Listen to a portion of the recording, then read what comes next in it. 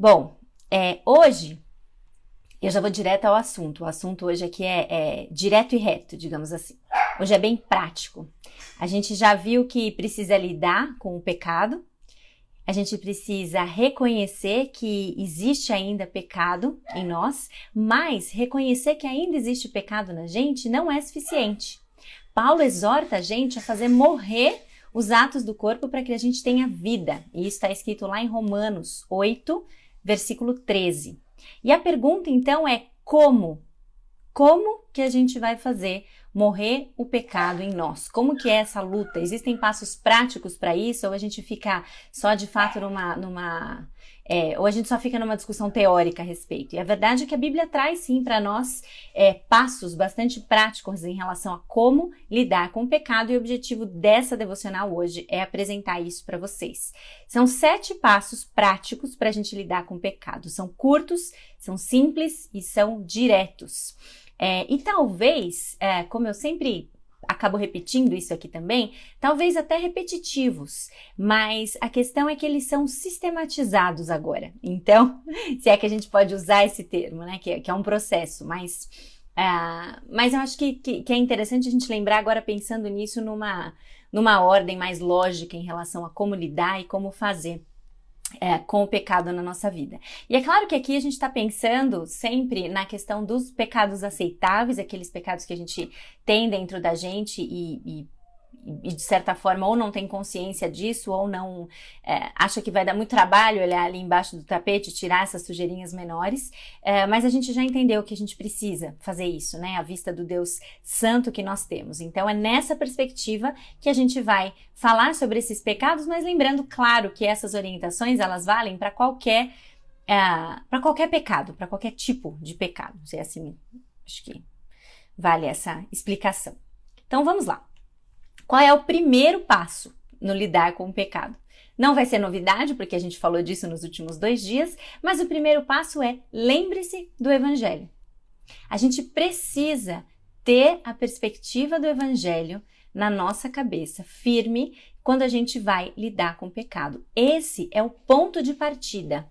E por isso ele não é novidade, tá? Nós não podemos esquecer que com a morte de Cristo, Deus já perdoou os nossos pecados. E muitas vezes a gente esquece isso, a gente perde essa perspectiva. E é um ponto de partida muito importante. Lembrar que com a morte de Cristo, Deus já perdoou os nossos pecados, porque Cristo pagou o preço no nosso lugar. Vamos ler aqui, Colossenses, capítulo 2, versículos 13 e 14. Eles dizem o seguinte... Eu vou ler o 13 a partir do B, tá? Deus os vivificou com Cristo. Ele nos perdoou todas as transgressões e cancelou a escrita de dívida, que consistia em ordenanças e que nos era contrária. Ele a removeu, pregando-a na cruz. Então aqui eu vou ser literal de novo, citando Jerry Bridges na parte em que ele está falando sobre essa questão em cima de Colossenses. Deus não somente perdoou os nossos pecados, mas Ele também creditou a nós a justiça perfeita de Cristo. Em todas as áreas da vida em que nós temos sido desobedientes, Jesus foi perfeitamente obediente. Nós somos propensos à ansiedade? Jesus sempre confiou totalmente no seu Pai. Nós explodimos em ira? Jesus sempre foi controlado e a sua ira era justa e manifestada com justiça também. Nós lutamos com fofoca, lutamos com grosseria? As palavras de Jesus sempre foram apropriadas. Ele jamais pecou com a sua língua. Enfim, Jesus viveu de forma perfeita, plenamente obediente à vontade de Deus, o seu Pai. E, inclusive, essa obediência restrita foi a que levou Jesus até a cruz. Justiça perfeita, obediência perfeita. E essa justiça que é transferida a nós quando nós cremos nele.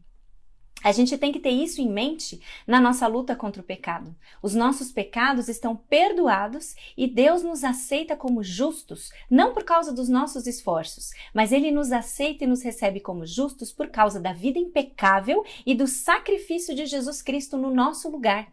E quando a gente tem essas duas coisas em mente, a nossa resposta é combater o pecado a todo custo. Por isso, sim, a gente precisa pensar, refletir e manter em perspectiva a verdade do Evangelho como um ponto de partida para o nosso contra o nosso pecado, um ponto de partida na nossa luta contra ele. Tá? Não podemos perder o Evangelho como ponto de partida para isso. Deus já nos perdoou em Cristo. Cristo é a justiça verdadeira. Cristo foi a obediência perfeita e foi o sacrifício dele no nosso lugar que faz com que a gente possa ser chamado de justos e santos. E diante de um Deus desse, com o amor desse, com o sacrifício do Filho dele, a nossa resposta deve ser a batalha contra o pecado. Esse é o primeiro passo. O segundo passo é a gente depender do Espírito Santo, que foi o nosso tema de ontem também. Em Romanos 8:13, acho que vale a pena também a gente reler aqui, a gente já viu que quem capacita a gente para a mudança é o Espírito Santo, que habita em nós a partir do momento em que nós cremos em Jesus como nosso Salvador. Romanos 8:13 diz o seguinte: pois se vocês viverem de acordo com a carne, morrerão. Mas se pelo Espírito fizerem morrer os atos do corpo, viverão. Então, a gente precisa lembrar disso, que a gente precisa depender do Espírito Santo. Mas muitas vezes a gente vai tentar resolver as coisas no braço. A gente vai tentar resolver as coisas na boa vontade, na disciplina, na autodeterminação, e a gente tira Deus e o Espírito Santo da jogada. E aí a gente confia na gente. E não dá certo confiar na gente. Nunca dá certo a gente confiar na gente mesmo quando o assunto é a luta contra o pecado. A gente não consegue vencer sozinho. A gente precisa sempre lembrar, então, do avião das duas asas. O meu avião nunca cabe aqui. É um avião assim. Lembrar sempre do avião de duas asas. Porque o próximo passo, nosso terceiro passo aqui, vai ser a outra asa, que caminha junto na dependência do Espírito Santo. Qual que é o terceiro passo? Reconhecer a nossa responsabilidade. Então, primeiro, lembre-se do Evangelho. Segundo, dependa do Espírito Santo. Terceiro, reconheça a sua responsabilidade. E aqui a gente tem como base o versículo de Filipenses 2:12b, que diz o seguinte, que a gente tem que desenvolver a nossa salvação. E o desenvolver a nossa salvação, na verdade, o Paulo continua no 13 falando que a gente tem que sim desenvolver a nossa salvação, porque é Deus quem efetua em nós tanto querer como realizar. E isso então é de volta, a gente volta para o avião. A gente tem que fazer a nossa parte, desenvolver a nossa salvação, sabendo que é Deus que vai efetuar na gente, através do Espírito Santo, a sua vontade. A gente depende do Espírito Santo, mas a gente tem que reconhecer que nós temos que dar todos os passos práticos na luta contra o pecado. Eu sei que é um desafio a gente colocar no mesmo patamar a questão da dependência e da responsabilidade. E é por isso que eu gosto desse exemplo do avião. Eu acho que ele consegue ilustrar bem. A nossa tendência realmente, muitas vezes, é querer voar com uma asa só. Ou eu quero voar só nas minhas próprias forças, ou eu fico sentada esperando o Espírito Santo tirar de mim as situações que me fazem pecar, expulsar da minha vida as pessoas que me fazem perder a paciência, transformar os meus filhos para que eu não exploda com eles, fazer com que a alface tenha gosto de brigadeiro, para que seja mais fácil escolher o saudável. Deu para entender a linha?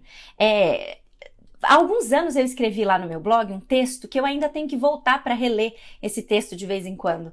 Inclusive na semana passada, por motivos específicos, eu voltei lá com esse fim. E o texto tem o título Emagrecer ou Ser Emagrecida? E nele eu falo um pouco sobre um programa de TV que eu assisti uma vez, há bastante tempo atrás, eu nem sei se o programa existe ainda, acho que era Super Bonita o nome do programa, em que a apresentadora estava entrevistando uma menina que falava que hoje em dia as pessoas elas não querem emagrecer. As pessoas querem ser emagrecidas. E qual que é a diferença? Elas não querem passar pelo processo. Elas querem só o resultado.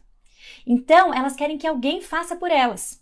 E aí a indústria das cápsulas detox, slim caps, sei lá o que, vai ao delírio com isso. O gel que queima a gordura vai a delírio. Aquele aparelho que você senta assistindo TV e ele faz abdominal por você, isso aí vende igual água. Por quê? Porque a gente não quer passar pelo processo, a gente quer só o resultado. Na vida acadêmica, eu sempre falo também que muita gente quer ter mestrado, muita gente quer ter doutorado, mas ninguém quer passar por isso, ninguém quer fazer o mestrado, ninguém quer fazer o doutorado, porque são É à custa de bastante suor e lágrimas em alguns casos, né? A gente quer o título, mas a gente não quer o processo. E o mesmo cabe aqui. A nossa luta contra o pecado, a nossa vida espiritual, muitas vezes é a mesma coisa. Nós queremos ser dóceis, mas para que isso aconteça, a gente quer que o Espírito Santo tire de perto de nós as pessoas irritantes, tire de nós as situações que nos provocam.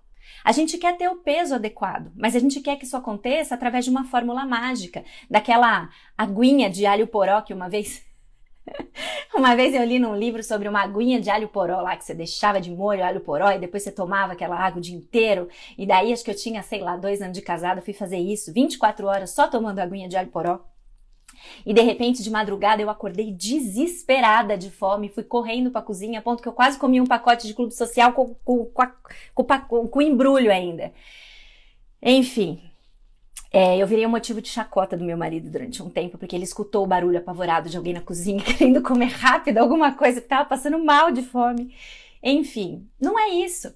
Não é isso. A gente precisa passar pelo processo e muitas vezes a gente quer o resultado, mas a gente não quer fazer escolhas corriqueiras e corriqueiras no sentido de diárias, de cotidianas, pequenas escolhas no nosso dia a dia, porque são essas pequenas escolhas que vão trazer o resultado pra gente. A gente quer vitória sobre a tentação sexual mantendo os mesmos padrões, mantendo as mesmas amizades, mantendo as mesmas escolhas de entretenimento. E não dá. Não é assim que funciona. Nós temos total responsabilidade, ao mesmo tempo em que a gente depende totalmente do Espírito Santo. A gente precisa lembrar do avião. É totalmente o Espírito Santo e é totalmente a nossa responsabilidade. Então a gente precisa lembrar disso e encarar isso como uma verdade. A gente precisa também fazer a nossa parte. A nossa parte envolve mudança, envolve tomar passos práticos em direção daquele objetivo que a gente quer, em direção daquilo que a gente quer combater. Quarto passo, então, identificar os seus pecados aceitáveis. A gente precisa saber quais eles são. E é por esse caminho que nós vamos a partir da segunda-feira. A gente vai entrar em cada um deles. E talvez sozinhas a gente não consiga perceber exatamente se a gente luta com aquele pecado específico ou não. E se for esse o seu caso, se você ouvir algum dia, a gente está falando sobre impiedade, aí você fala, será que eu tenho impiedade? Será que eu não tenho? Será que eu luto? Será que tem isso embaixo do meu tapete? Será que não tem? Se esse for o seu caso, eu recomendo que você volte para o passo 2. Volte 2 casas. Peça ajuda para o Espírito Santo. Dependa totalmente do Espírito Santo para que ele mostre, clarifique se existe alguma coisinha ali embaixo do tapete que diz respeito a um pecado que a gente vai falar aqui que você precisa tratar. E se você identificar algum pecado, ou melhor, quando você identificar, não se, quando você identificar algum pecado, procure pensar em quais situações você fica mais propenso a pecar daquela forma. Porque aí você consegue se preparar, você consegue se prevenir. Isso é tão importante, é importante a gente, além de identificar, a gente reconhecer. Eu vou dar um exemplo prático, talvez bobo, mas pessoal. Na minha vida vou falar um pouco, eu fiquei pensando, falei, poxa, eu vou falar da minha vida como mãe, eu vou falar da minha vida como esposa, como professora, enfim, eu sei que é tudo a mesma coisa, mas assim, eu vou dar um exemplo pra vocês da minha vida como professora. Enfim, vamos lá. Normalmente, como professora, eu me considero uma pessoa paciente. De fato, eu acho que eu tenho paciência com o aluno, no geral. Tenho mesmo, eu gosto pra caramba de dar aula, eu gosto de ensinar, eu gosto de esclarecer dúvida. Normalmente, quando eu levo meus alunos para campo de prática, eu gosto de deixar os alunos, quero que eles se sintam de fato à vontade para não saber alguma coisa e me perguntar, e eles têm liberdade para dizer que eles não sabem. Enfim, eu realmente me considero paciente em quase todas as esferas da docência, mas eu sei que eu tenho limite. Eu tenho 2 limites, eu sei disso. Eu tenho 2 situações que eu realmente... são situações que realmente me tiram do sério. Elas são bobas, mas enfim, eu até fiquei pensando, falei, compartilha, eu vou compartilhar. Porque elas são situações bobas, mas eu sei que elas despertam em mim um negócio que eu não sei explicar, tá? Eu não sou uma professora capaz ou que tenha a paciência necessária para aplicar prova. E se você é da pós-graduação e tá aqui comigo, você já deve saber disso, porque normalmente eu ponho vocês para fazer isso por mim. Eu simplesmente não posso aplicar prova. Eu sei que eu não posso. Eu não tenho paciência. Eu me transformo num monstro horripilante, controlador, abusivo, sem noção, que não relaxa quando tá aplicando prova. Eu não consigo aplicar prova. Eu não sei de onde veio isso, mas eu acho que eu herdei isso dos meus anos de docente numa faculdade privada, curso noturno, que eu dava prova para uma classe de 120, 130 pessoas, e eu era super nova, os alunos tinham tudo 5, 10 anos mais velhos que eu, e eles colavam como se não houvesse amanhã na minha frente, e eu ficava assim completamente descontrolada, eu não podia fazer nada, e na faculdade eu não podia fazer nada, a não ser que a cola fosse escrita. Então, se o pessoal passava a cola falando, a gente não podia fazer nada. Mas se ela fosse escrita, eu podia pegar e eu tinha que grampear essa cola para que eu tivesse todos os argumentos possíveis. Então, eu ficava louca, porque eu via as pessoas colando assim descaradamente e eu não podia fazer nada. Então, assim, eu não gosto de aplicar prova. E, de fato, a Jana tá falando, quando você fala negócio, como chama esse negócio? O negócio chama pecado, chama mesmo. Eu fico irada, eu fico nervosa, fico doida aplicando prova.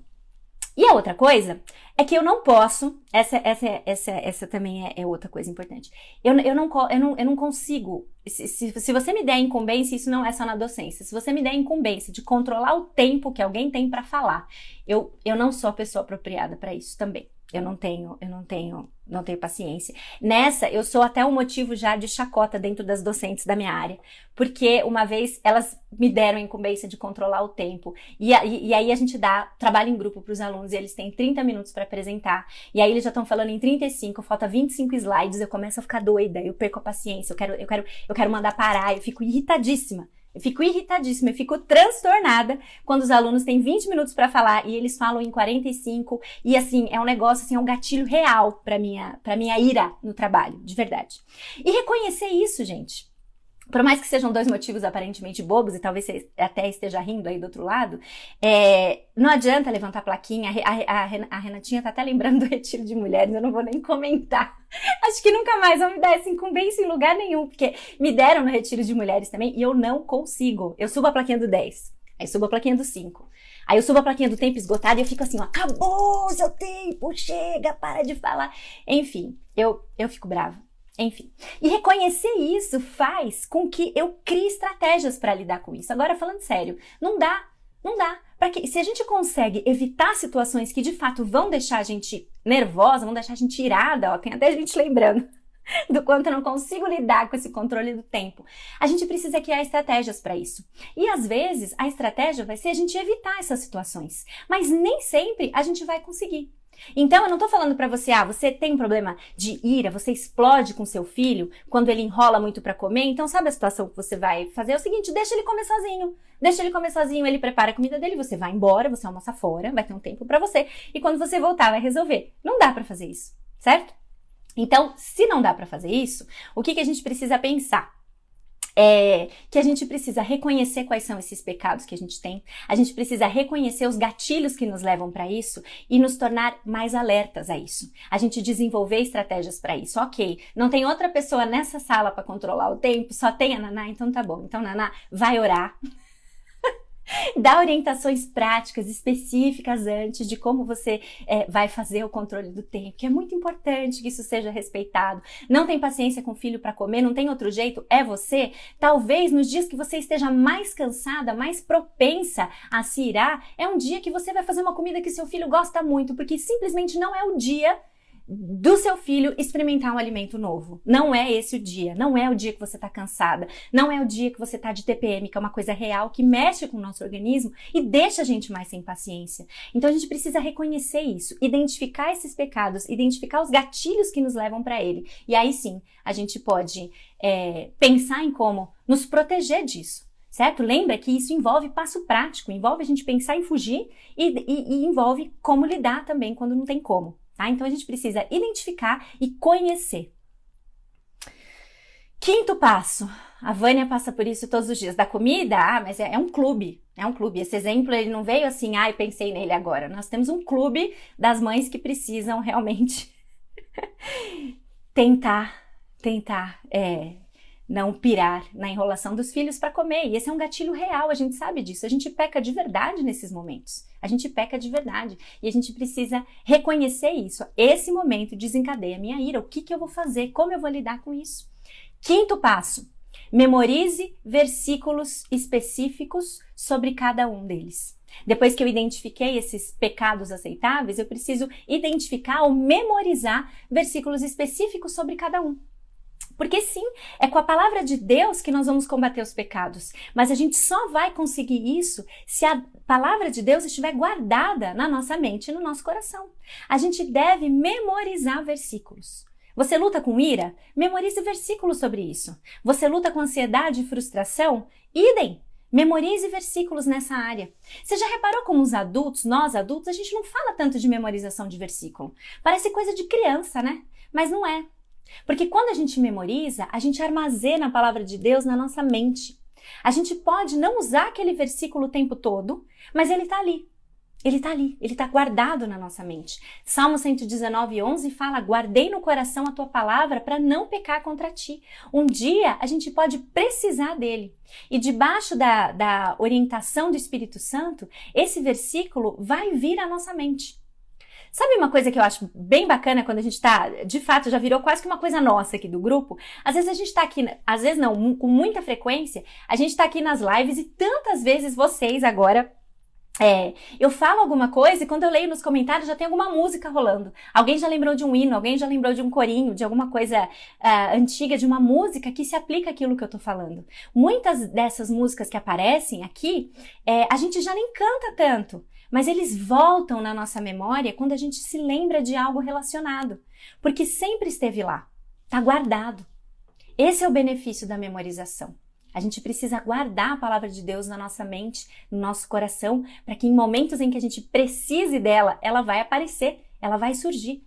Por isso que tem a nossa parte é memorizar, e a parte do Espírito Santo é fazer com que isso venha à memória quando a gente precisar. É sempre as duas coisas, a gente precisa criar passos práticos nisso. E a palavra de Deus, o que vai ser melhor do que a palavra de Deus guardada no coração para nos livrar do pecado? Eu li uma vez uma coisa muito interessante. Quem fala corinho denuncia a idade, é verdade, eu sou do corinho. Eu sou do corinho, eu não consigo falar cântico, nem a gente fala louvor. Eu acho até bonito falar um louvor, vamos cantar um louvor, mas para mim, hino ou é corinho? Para mim a coisa é dicotômica, ou é hino ou é corinho, não tem outro jeito. Eu li uma vez que alguém perguntou com certo criticismo para uma pessoa que gostava bastante de ler, e ela falou assim: para que ler tudo isso? Por que você lê tudo isso de livro? Eu duvido que você lembra de tudo que você lê. Você lê um livro atrás do outro, você vai lembrar de tudo? Para que ler tanto assim? E o que a pessoa respondeu, eu simplesmente amei. Porque ela falou o seguinte: você não se lembra de tudo que você come, mas o seu corpo é feito disso. É aquele momento que a gente tem vontade de, isso aí, ainda mais quem gosta de ler, né? Eu amei a resposta. E é exatamente essa a ideia. Armazena a palavra de Deus na sua mente e a sua mente vai ser feita disso. E a palavra de Deus vai ser usada quando você precisar dela, porque ela vai estar na sua mente. Tem muito crente por aí reclamando que não consegue superar pecado, e quando você pergunta da Bíblia para a pessoa, ela não sabe nada. Ela não sabe nada. E aí ela está querendo voar com uma asa só. O Espírito Santo não vai te revelar um texto da palavra que você nunca leu, que você nunca estudou, que você não conhece, que você não sabe onde está. Ele até tem poder para isso, entenda o que eu estou falando. Ele tem todo o poder para isso, mas não é essa dinâmica. Não é essa dinâmica. Então essa é a importância da gente guardar na mente a palavra de Deus, para que no momento em que a gente precisar disso, o Espírito Santo vai trazer isso à nossa memória e a gente vai poder, em situações de tentação, lutar contra o pecado, combater o pecado, porque a gente tem as armas para isso. E a arma disso é a palavra de Deus no nosso coração, tá? Sexto passo, ore continuamente. 1 Tessalonicenses 5,17 já diz isso para nós. Orai sem cessar, ore continuamente. É um versículo curtinho, ore continuamente. É isso que a gente precisa fazer. Orar continuamente pelos pecados que nós toleramos. Isso está meio implícito na questão da dependência do Espírito Santo, mas merece sim um espaço separado, porque nós precisamos orar para vencer a luta contra o pecado. E muitas vezes, especialmente quando a gente está falando de pecadinhos pequenininhos, sobre bobeirinhas que estão ali embaixo do tapete, a gente não ora sobre elas. A gente não ora sobre elas. Quando eu estava preparando essa mensagem, eu lembrei, falei, puxa, quantas vezes eu orei antes de eu entrar numa sala de aula para picar prova? Nenhuma. E aí o que sai de lá, o que eu esperava? Né? Quantas vezes eu oro em situações que são gatilho para nós? Quantas vezes a gente ora antes disso? Porque parece uma coisa corriqueira, então a gente deixa para lá. A gente vai ocupar Deus só com as coisas importantes, só com aquela lista de coisas que a gente quer, não na nossa luta contra o pecado. É na oração que a gente experimenta a nossa dependência do agir de Deus na nossa vida. E a gente pede a Ele ajuda no nosso viver diário. É orando que a gente faz isso. Orar é relacionamento. A gente precisa compartilhar, contar para Deus, pedir ajuda para Ele. Orar em todo tempo, continuamente. E quando o assunto é pecado, o Jerry Bridges coloca 2 situações especiais para orar. Que quando eu estava lendo, eu no meu viés de enfermeira... Primeiro falei de professora, agora enfermeira, enfim, hoje a coisa está meio profissional aqui. Mas no meu viés de enfermeira, eu vou dizer que quais são essas situações? São nas situações agudas e nas situações crônicas. 2 situações que a gente precisa orar a respeito de pecado. Orar em situação aguda, o que seria isso? É orar na situação de crise. Orar é aquela oração relâmpago de Deus, me ajuda aqui. Ou eu vou berrar com essa criança que não está colocando a toalha molhada no lugar. Deus, me ajuda aqui. Ou eu vou jogar esse prato de brócolis no teto. Deus, por favor, Senhor, me dá sabedoria para lidar com essa crítica que eu estou recebendo, porque meu orgulho tá palpitando e eu já estou com todas as palavras para responder. A gente ora por isso, a gente ora no momento da crise. Senhor, me ajuda, tá chegando nos 20 minutos e ainda tem 45 slides na apresentação. Senhor, me ajuda. Como que eu falo em amor que eles precisam concluir? Eu preciso de ajuda para isso. A gente precisa orar sobre isso e a gente acha que é uma coisa tão bobinha, uma coisa tão corriqueira que a gente não ora. E orar, então orar em situação aguda, orar nas situações de crise, aquela oração relâmpago, mas também orar na situação crônica. Quando tem uma certa estabilidade do quadro, digamos assim. Mas nós sabemos que a condição pode desestabilizar a qualquer momento, porque a gente ainda está lutando com aquele pecado. Orar de forma vigilante, orar de forma consistente, pedindo a Deus que Ele nos guarde e nos preserve de cair em tentação. Nós precisamos orar continuamente para lutar contra o nosso pecado.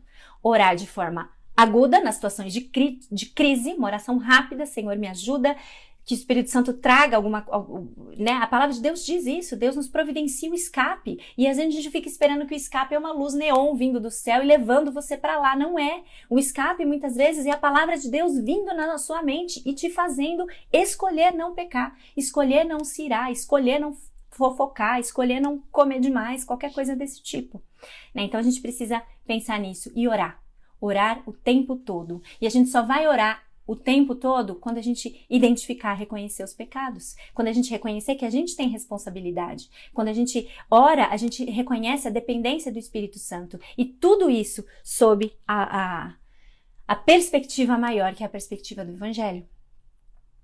E 7º passo, último passo desse dia. Qual é esse passo? Não lute sozinho. Isso a gente vai se basear em Eclesiastes 4, 9 e 10. Soldado isolado tem grandes chances de não sobreviver numa batalha. Envolva mais gente para caminhar com você. Envolva mais gente para lutar com você. E quem são essas pessoas? Cristãos sérios. Pessoas sérias, comprometidas com Deus, maduras na fé, que vão te ajudar na caminhada. Que elas vão conhecer a sua luta. Elas vão conhecer a sua luta e vão caminhar com você. Isso é difícil, né? Isso é muito difícil. Sabe por que é difícil? Porque isso envolve vulnerabilidade. E vulnerabilidade é sinônimo de fraqueza. Sério, eu vou ter que admitir que eu não sei lidar com privação financeira para outra pessoa? Sério, eu vou ter que lidar, eu vou ter que falar que eu preciso de ajuda para eu parar de fofocar? Eu vou falar que eu preciso de ajuda para eu parar de comer compulsivamente? Ninguém tá vendo o que eu tô fazendo, eu preciso abrir isso para alguém? O avião não tem só 2 asas? Eu acho que você está inventando uma terceira aí, Naná. Com 2 asas o avião já voa, não vem com essa terceira, não. Não precisa, né, gente? Com 2 ele já voa. Mas olha só o que está escrito em Eclesiastes, capítulo 4, versículos 9 e 10. Peraí.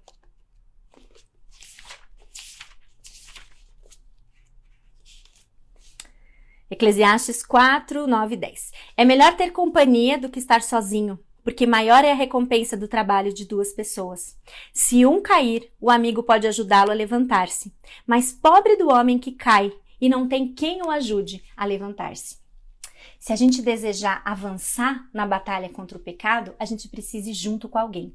A gente tem que ser vulnerável e a gente tem que ser responsável uns pelos outros, orar uns pelos outros, encorajar uns aos outros. Encontrem essas amizades, pessoas que te encorajam a viver mais perto de Cristo, que vão te ouvir. Não só para te dar boa amiga, isso aí não vai passar, isso aí não é nada, tal, mas que te encorajam, que oram por você, que te falam umas verdades em amor quando você precisa ouvir. Não vai sozinha. O inimigo muitas vezes quer te enganar, que você não precisa se expor não, porque imagina, o que os outros vão pensar de você? Mas é um engano. É um engano você pensar isso. E o engano, qual é o problema do engano? Ele engana. Já vimos isso? Já foi uma frase célebre de algum dos dias aqui. Escolha bem as suas amizades. Encontre uma mentora. Encontre uma discipuladora. Vai se envolver num grupo pequeno de pessoas que vão te encorajar no crescimento e na caminhada cristã. Encontre uma conselheira bíblica, alguém que vai te encorajar nesse sentido, alguém para caminhar junto com você. Isso é muito importante. E é isso aí. 7 passos. Quais são eles de novo? Lembrar do Evangelho, depender do Espírito Santo, reconhecer a sua responsabilidade, a nossa responsabilidade, identificar os pecados específicos, memorizar versículos apropriados, orar continuamente, contar com o apoio de outros cristãos ao seu lado. A partir da segunda-feira, a gente vai entrar nos pecados um por um. E essas 7 orientações vão ser essenciais. Tão essenciais que eu já tô até feliz aqui, que eu fui vendo os comentários, várias pessoas copiando, qual era o passo? Perdi o passo 4, o passo 5, aí acho que foi a Maria Luísa que foi colocando um por um aí, muito legal, mas eu já tava pensando nisso também, do quanto seria importante a gente lembrar desses 7 passos, e eu preparei uma coisa para vocês. A gente bolou um infográfico com esses 7 passos, de forma bem esquematizada para você guardar. Vai hoje mesmo, assim que acabar essa live, eu já vou colocar ele no feed para você, numa versão bem coloridinha, bonitinha, para que você consiga salvar, compartilhar, etc. Só que hoje também vai lá pro blog uma versão mais fácil de imprimir, porque essa vai bem coloridona, mas lá no blog, na aba dos downloads e recursos, a gente vai disponibilizar esse esqueminha para vocês, tá bom? E aí você pode... vai ser um PDF com esses passos que você pode imprimir, salvar, guardar, pregar na Bíblia, usar com você mesma, usar em discipulado, usar com seus filhos, usar em grupo pequeno, fazer o que for. Mas isso vai estar disponível para você dessa forma mais esquematizada. Guarde isso, são orientações bíblicas para lutar contra o pecado. E aqui só para vocês verem como a gente precisa uns dos outros, queria que vocês guardassem que essa daqui foi a minha ideia. Essa aqui foi a minha ideia, certo? E aí vocês vão ver o que virou essa ideia, quando a gente não trabalha sozinha. Ficou bem legal, ficou bem bonitinho. Eu fiz no papel de pão e isso virou uma coisa bem bacana depois.